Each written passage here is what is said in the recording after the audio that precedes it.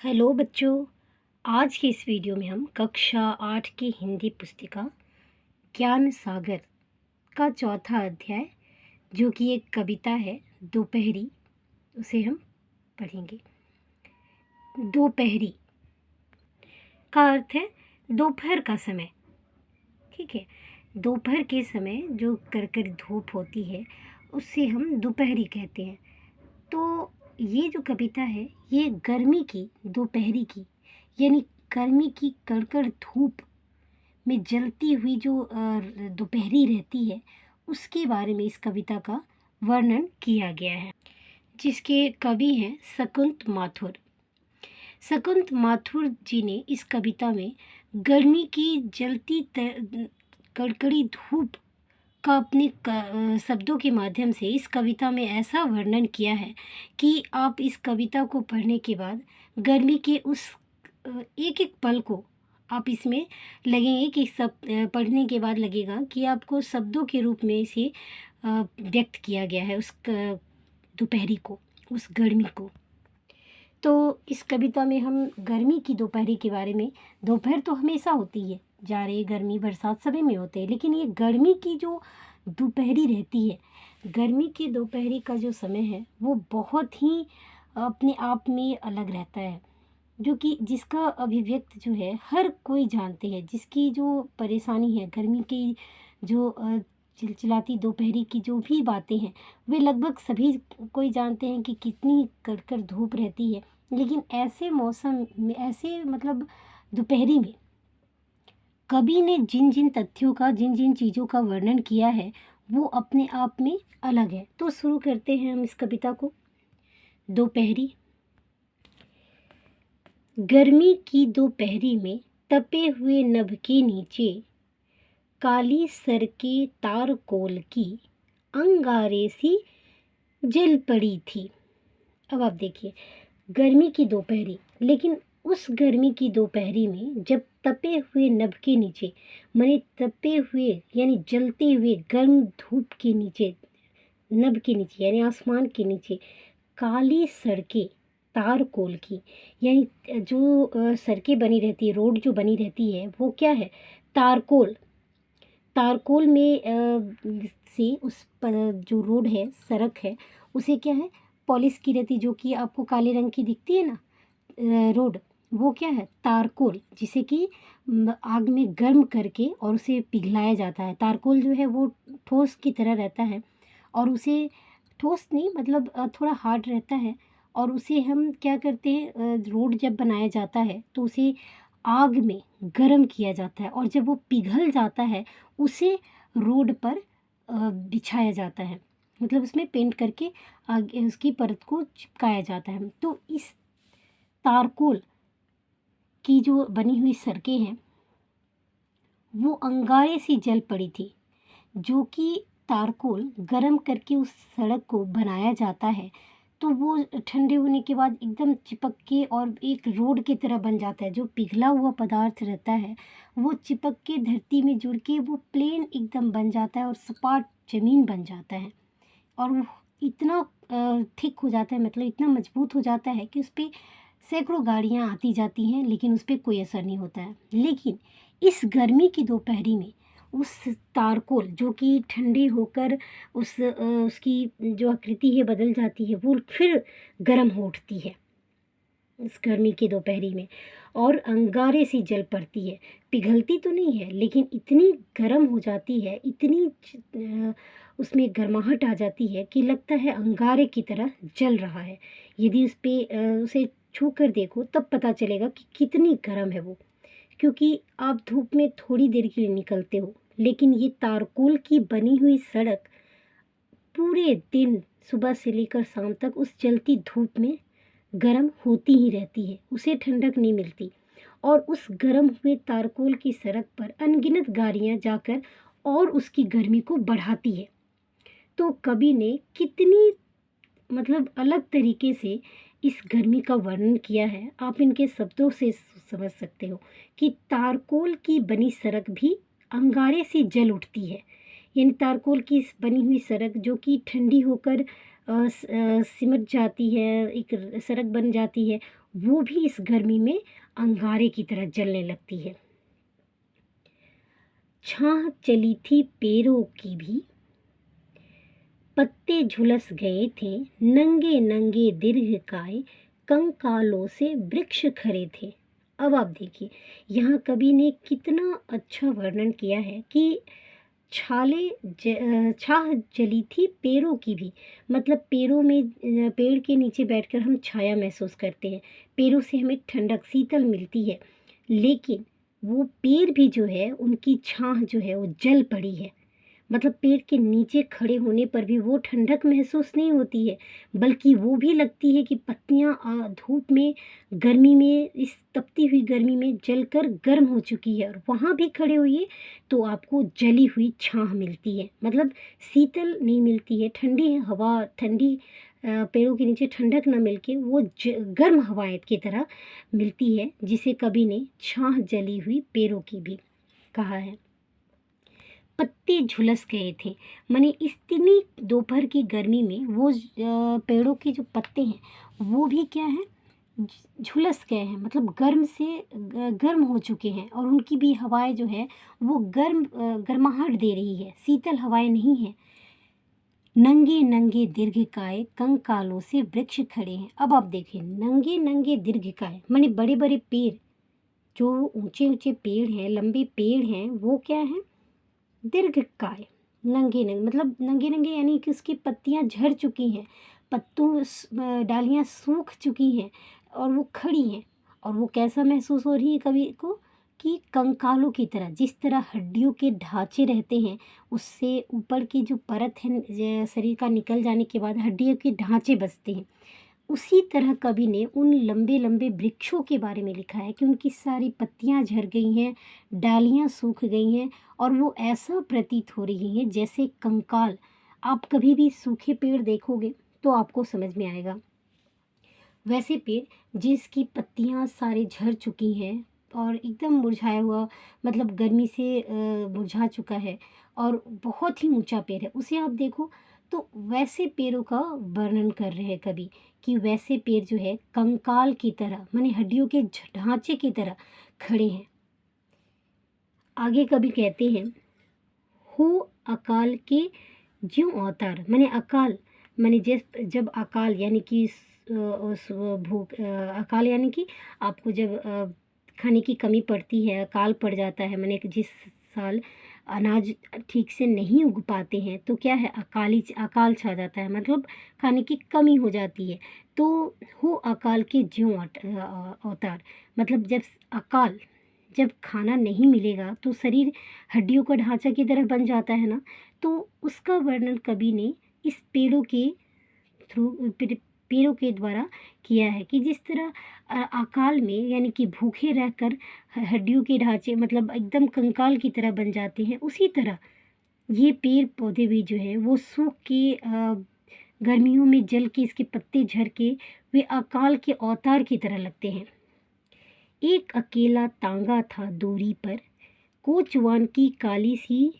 चाबुक के बल पर वो बढ़ता था, घूम घूम जो बल खाती थी सल्प सरीखी, बेदर्दी से पड़ती थी दुबले घोड़े की गर्म पीठ पर, भाग रहा था वह तारकोल की जली अंगीठी के ऊपर से। अब यहाँ कवि क्या कहते हैं कि इतनी, यहाँ कवि ने क्या किया, पहले सड़क का वर्णन किया कि किस तरह की सड़क है, पेड़ पौधों का वर्णन किया कि कैसे पेड़ पौधे हो गए हैं। अब इस गर्मी की दोपहरी में जब एक अकेला, जब रोड पे जो तांगा, मतलब घोड़ा गाड़ी, या फिर घोड़ा गाड़ी को तांगा कहते हैं जिसे घोड़ा चलाता है, तो जब तांगा चलती है तो वो क्या है, उस सड़क पर चलती है जो कि इतनी गर्म, उसकी आपको अंगारे की तरह उसके सड़कें जल चुकी है, उस अंगारों पर जब घोड़ा उस पर चलता है तो अंगारों की जलन उसके पैरों में भी तो लगती होगी, लेकिन उस सड़क पर वह घोड़ा जो है अपनी जो चला रहा है, कोचवान जो चलाता है इसको, घोड़ा गाड़ी को, तो वो क्या है, चाबुक की तरह, आप फोटो कैसे देख सकते हो, ये जो चाबुक है वो मारता है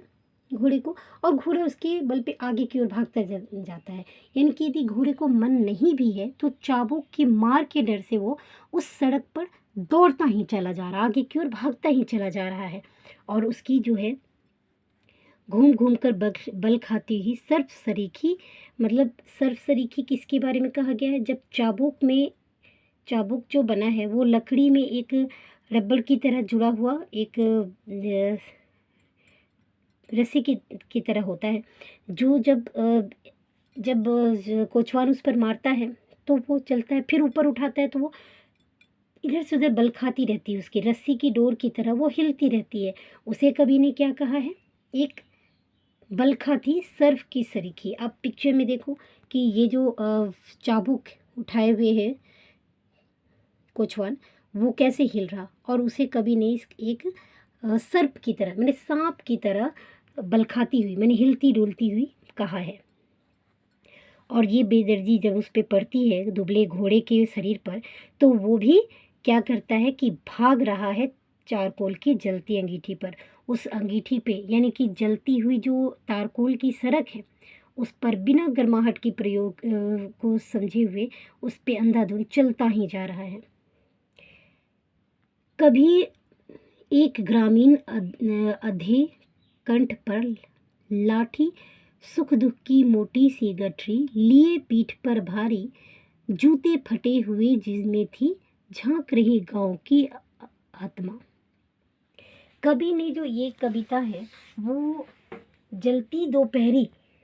गर्मी की जलती दोपहरी और किस जगह का, एक गांव की जगह का वर्णन किया है। यहाँ आपको कवि के बताए हुए हर शब्दों के द्वारा आप समझ सकते हो कवि ने किस जगह का किस किस चीज़ों का वर्णन किया है। तो आप देखो यहाँ पे कवि ने जो है ये गांव की जो जलती दोपहरी की जो सड़क है उसका वर्णन किया है, क्योंकि आप देखते हो कि तांगा गाड़ी आपको गांव की जगह में ही चलती है। फिर पीठ पर जो है ग्रामीण, यहाँ पे अब कवि ने लिखा भी है कि एक ग्रामीण जो है क्या करता है, कंधे पर लाठी, सुख दुख की मोटी की गठरी, मतलब एक लाठी के ऊपर बांधे हुए, आप देख सकते हो बांधे हुए गठरी को ढो रहा है। और उसका जो है वर्णन कैसे कवि ने किया है कि वो फटी हुई जूती पहने हुए हैं और वो मोटी सी गठरी को अपने पीठ पे लांदे, और पीठ पर लांदे के कभी वो आगे बढ़ रहा वो भी, और कवि ने उसे क्या की कहा है, सुख दुख की मोटी सी गठरी, मतलब सुख, ये जो काम वो कर रहा है उसमें उसे सुख भी है और दुख भी है। सुख कैसे कि ये काम के द्वारा ही उसका रोजी रोटी मिलता है और उसे आगे मतलब एक कमाई का जरिया भी है। और दुख दुख इसलिए क्योंकि इस जलती दोपहरी में उसे अपनी शरीर की परवाह किए बिना अपनी परेशानी को जूझते हुए आगे की ओर बढ़ने का उसे काम ये करना ही है, मजबूरी है उसकी। तो ये हुआ उसके सुख और उसके दुख की कहानी। तो कवि ने इस ग्रामीण जो कंधे पर लादे हुए मोटरी को जो काम कर रहा उसका भी वर्णन बहुत ही सलीके से किया है कि सुख दुख की मोटरी, मतलब इस काम को करना उसके लिए सुखदायक भी है और दुखदायक भी है। सुखदायक क्योंकि इससे उसे उसकी जीविका है, यानी इसका काम कर उसका जरिया है। और दुख इसलिए कि इस जलती दोपहरी में उसे अपने शरीर की अपनी जीवन की परवाह किए बिना अंधाधुंध चलते ही जाना है और अपने काम को करते ही जाना है। आगे कवि कहते हैं, जिंदा रहने के कठिन जतन में पांव बढ़ाए आगे जाता, घर की खपरेल के नीचे चिड़िया भी दो चार चोंच खोले उड़ती छिपती थी, खुले हुए आंगन में फैली कड़ी धूप से। बड़े घरों के स्वान पालतू बाथरूम में पानी की हल्की ठंडक में नैन मूंद कर लेट गए थे। कोई बाहर नहीं निकलता, सांझ समय तक थप्पड़ खाने गर्म हवा के संध्या की भी चहल पहल ओढ़े थी, गहरे सुने रंग की चादर गर्मी के मौसम में। अब यहाँ कवि ने क्या कहते हैं, अभी तक कवि ने क्या किया कि ग्रामीण जगह का वर्णन किया, वहाँ की वेशभूषा, वहाँ के माहौल का वर्णन किया। अब कभी क्या कहते हैं, शहर की ओर आते हैं, क्योंकि गर्मी तो हर जगह है। गर्मी की दोपहरी तो हर जगह पर आती है, चाहे वो ग्रामीण जगह हो, शहरी जगह हो, या फिर बड़ा सिटी हो, तो सभी जगह पे गर्मी की दोपहरी तो आती ही है। तो कवि ने ग्रामीण का वर्णन किया, ग्रामीण जगह का। अब कवि जो है शहर की ओर आते हैं, और यहाँ क्या है, जिंदा रहने के कठिन जतन में, मैं जीने में, जीना है तो उसे अपना काम करना है, काम करके ही वो अपनी रोजी रोटी चला के अपना पेट भर सकता है। तो इन सब कामों के लिए उसे मेहनत तो करनी ही है। तो इसीलिए कवि कहते हैं, जिंदा रहने के कठिन जतन में, और जिंदा रहना तो उसे कठिन मेहनत करनी ही है। पाँव बढ़ाए आगे जाता, अपनी पाँव को बढ़ाए जा रहा, माने अपनी मेहनत को किए जा रहा, अपने कामों को किया ही जा रहा है। घर की खपरेल के नीचे चिड़ियाँ भी दो चार चोंच खोले उड़ती छिपती थी। मतलब हर कोई, हर कोई जो है इस गर्मी की दोपहरी में अपनी कठिन, जिंदा रहने की कठिन परेशानी, कठिन जो जतन है यानी काम है, उसके लिए जी तोड़ कोशिश कर रहा है। ये जो चिड़ियों की भी बात कवि ने की है कि इस गर्मी की दोपहरी में चिड़ियाँ भी दो चार चोंच खोले छिपती, उड़ती छिपती थी, माने इधर से उधर घूमती थी। खुले हुए आंगन में फैली कड़ी धूप में वो भी अपनी जद्दोजहद में लगी है, अपनी काम में, अपनी जिंदा रहने के कठिन जतन में लगी हुई है।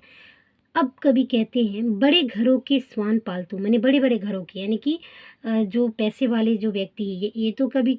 कहा मतलब कम